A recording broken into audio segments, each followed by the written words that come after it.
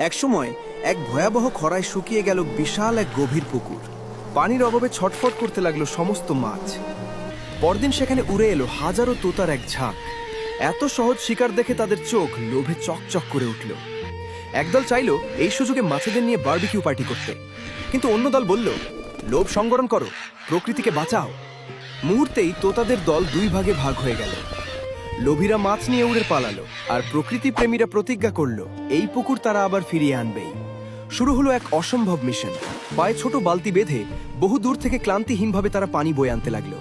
অন্যদিকে লোভী তোতারা শুকনো জঙ্গলে বসে আয়েশ করে মাছ খেলো আর ওদের বোকা ভেবে হাসাহাসি করলো। কিন্তু পরিশ্রমীরা থামলো না। ফোঁটা ফোঁটা পানিতে পানিতে ভিজল পুকুরের বুক। তারা নতুন করে গাছ লাগালো।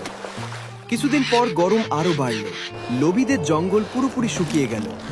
পানির অভাবে আজ তারাই ছটফট করতে লাগলো। আর ওদিকে পরিশ্রমীদের সেই পুকুর তখন সবুজে শ্যামলে ভরা এক স্বর্গরাজ্য। অবশেষে ভুল বুঝতে পেরে শীর্ণকায় লোভী তোতারা ফিরে এসে মাথা নত করে ক্ষমা চাইল। প্রকৃতি তো সবাইকে ক্ষমা করে দেয়, তাই সবাই মিলেমিশে সুখে থাকতে লাগলো। কিন্তু আমাদের এই বন্ধুটি কাঁদছে কেন জানেন? কারণ এত সুন্দর একটা গল্প দেখার পরেও আপনারা হয়তো এখনো লাইক ফলো করেননি।